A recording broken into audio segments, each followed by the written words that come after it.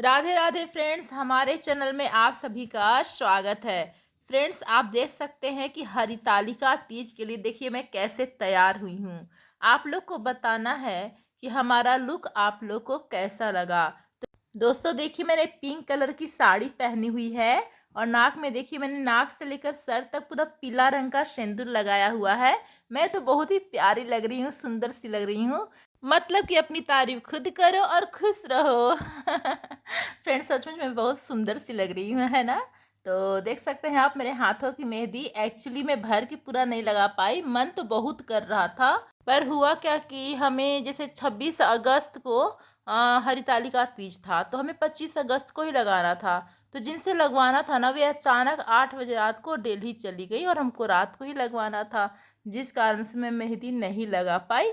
तो फिर क्या था फ्रेंड्स, तीज के दिन हम पूरी तरह से जब रेडी हो गए, ए टू जेड पूरी तरह से जब हम रेडी हो गए, तो लास्ट में अंत में हमने हाथों पर मेहंदी लगाई पूरी तरह से। खुद देखिए मैंने खुद से लगाई, ये भी काफ़ी अच्छा लगता है, बहुत ही प्यारा लगता है। तुरंत लगाइए और मतलब एक दिन में ख़त्म भी हो जाता है, लेकिन चलो तत्काल तो लग जाता है। और देखिए कितना प्यारा सा लग रहा है।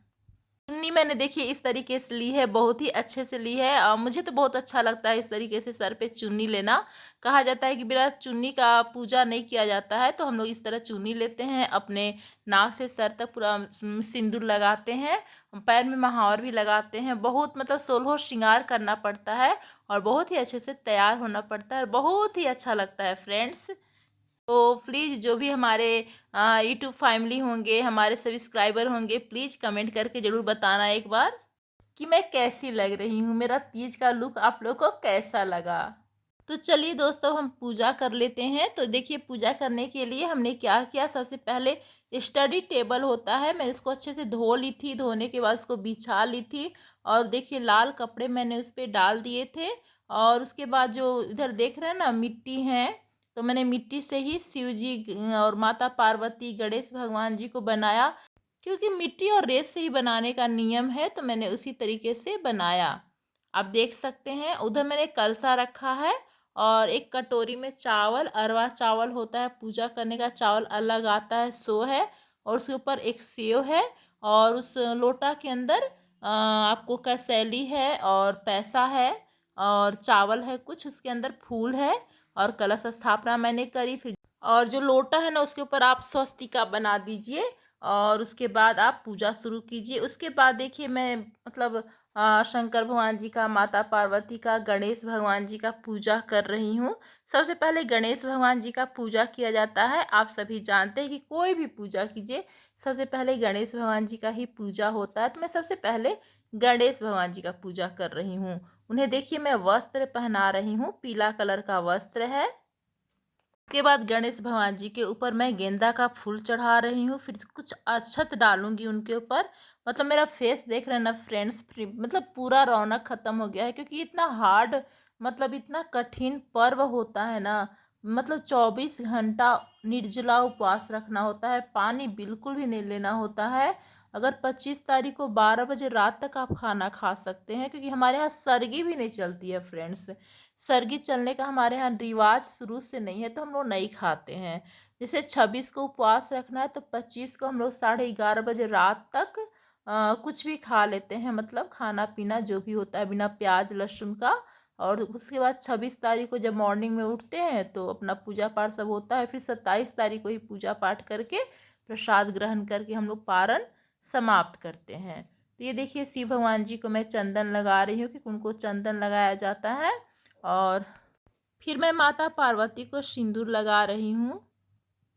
उसके बाद माता पार्वती को देखिए प्यारा सा चुन्नी है ना, कितना अच्छा कलर है गुलाबी रंग का, मैं उनको पहना दूंगी। ये देखिए ओढ़ा दूंगी चुंदरी। फिर महादेव को देखिए मैं उनको भी पीला वस्त्र पहना रही हूँ। इसके बाद माता पार्वती शिव भगवान जी का मैं गठबंधन करूंगी। ये देखिए मैंने उनका गठबंधन कर दिया रक्षा सूत्र से। फिर फ्रेंड्स आप देख सकते हैं मेरे हाथों में बेलपत्र है। फ्रेंड्स हम लोग 11 या 21 बेलपत्र चढ़ाते हैं, क्योंकि बहुत ही आसानी से मिल जाता है, इसलिए। अगर नहीं मिलता तो फिर 1-2 ही चढ़ाते हैं हम लोग भी, तो मिल जाता है, पास में ही पेड़ है इसका। तो देखिए 21 पत्ता को मैंने बहुत ही अच्छे से अरेंज कर लिया है। उसके बाद सभी पत्तों में मैं क्या करूँगी फ्रेंड्स, चंदन लगाऊंगी। सभी पत्तों में जितने पत्ते हैं ना फ्रेंड्स, सभी में मैं चंदन लगाऊंगी। आप देख सकते हैं सभी पत्तों में मैं चंदन लगा रही हूँ। सभी का फ्रेंड्स अपना अपना पूजा करने का विधि होता है, तो हम लोग जैसे करते हैं बस वैसे मैं बता रही हूँ। और एक एक पत्ता लेकर ओम नमः शिवाय, ओम नमः शिवाय का मंत्र बोलते हुए हम शिव जी पर बेलपत्र चढ़ाएंगे। 21 बेलपत्र है तो हम 21 बार एक एक करके सिंगल सिंगल करके बेलपत्र चढ़ाएंगे और 21 बार ओम नमः शिवाय, ओम नमः शिवाय बोलेंगे। एक ही बार सारा बेलपत्र नहीं चढ़ाना है फ्रेंड्स। सच में फ्रेंड्स पूजा करने में बहुत अच्छा लगता है, तैयार होने में बहुत ही अच्छा लगता है।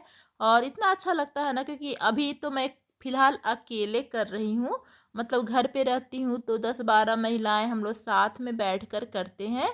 गोले गोले बैठ जाते हैं पूरे राउंड में, और फिर जो पंडित जी होते हैं ना वही पूजा पाठ कराते हैं, वही पूरा कथा आरती कराते हैं।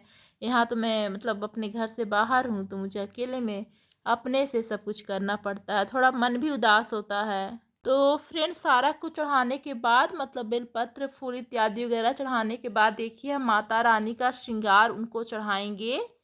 श्रृंगार में सिंदूर, बिंदी, चूड़ी, ब्लाउज का पीस, काजल, लिपस्टिक, मेहंदी सब कुछ है फ्रेंड्स।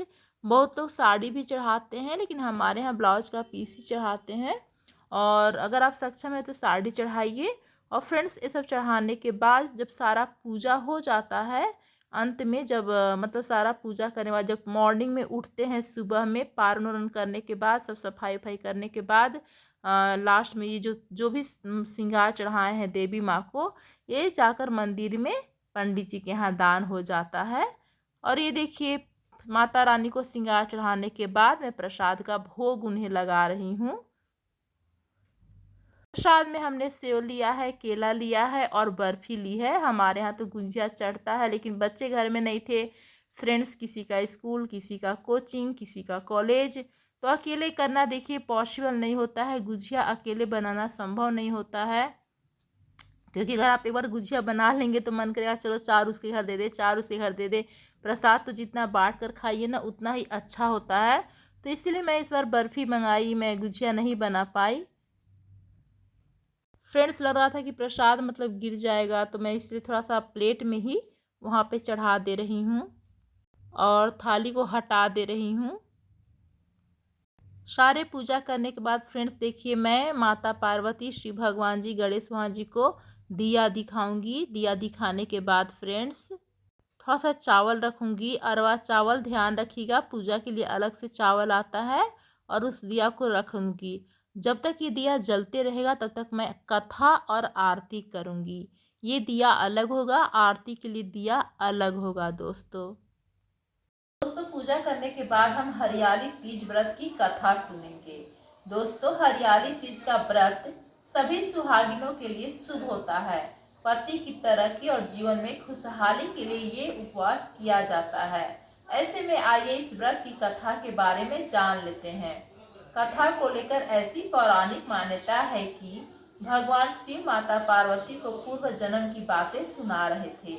कहानी को सुनाते हुए शंकर जी पार्वती माता से कहते हैं कि हे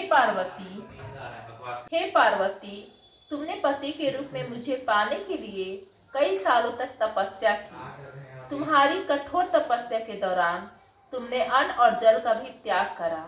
उसके बाद मैं तुम्हें वर के रूप में प्राप्त हुआ। माँ पार्वती को बात बताते हुए भोलेनाथ कहते हैं कि हे पार्वती, तुमने पति के रूप में मुझे पाने के लिए कई सालों तक तपस्या की है। तुम्हारी कठोर तपस्या के दौरान तुमने अन्न और जल का भी त्याग करा।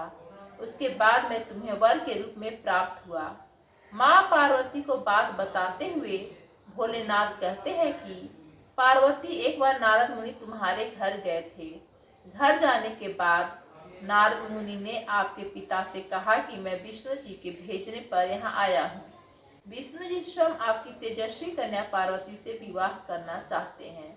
नारद मुनि की ये बात सुनकर पर्वतराज प्रसन्न हो गए।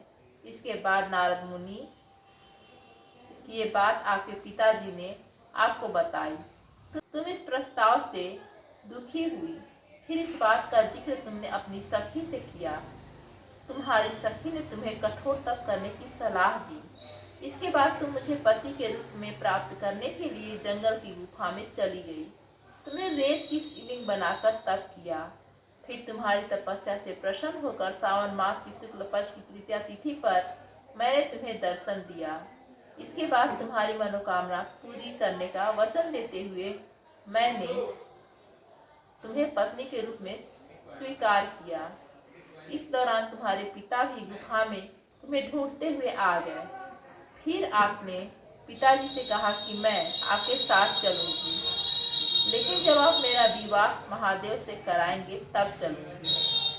तुम्हारी बात सुनकर उन्होंने यह विवाह करवाने के लिए हाँ कर दी। इस दौरान भगवान शिव माता पार्वती से कहते हैं कि श्रावण तीज के दिन तुम्हारी इच्छा पूरी हुई और तुम्हारे कठोर तप की वजह से हमारा विवाह भी हुआ। तभी से लेकर ऐसी मान्यता है कि जो महिला तीज पर व्रत करती हैं उसके वैवाहिक जीवन में खुशियां बनी रहती हैं। जय महादेव की जय।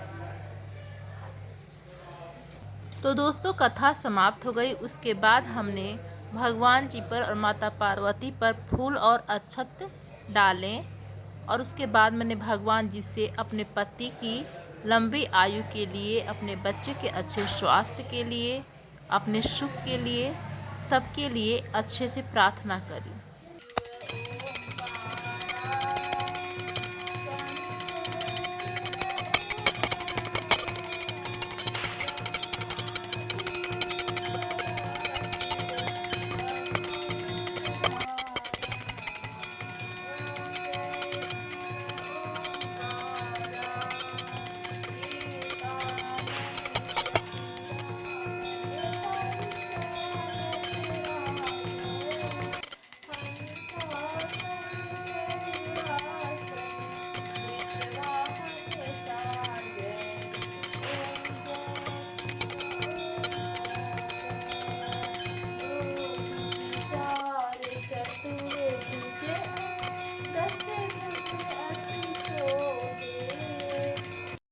तो दोस्तों हमारी पूजा समाप्त हो चुकी है। मैंने कथा भी करी, आरती भी करी और ये देखिए अंत में मैं भगवान जी से प्रार्थना कर रही हूँ हमारे पति की लंबी आयु रहे, स्वस्थ रहें, खुश रहें और हमारे बच्चे भी स्वस्थ रहें, खुश रहें, मैं भी स्वस्थ रहूँ, खुश रहूँ। भगवान जी से आशीर्वाद लेती हूँ और उन्हें प्रणाम करती हूँ और हमारी पूजा इस तरह समाप्त हुई।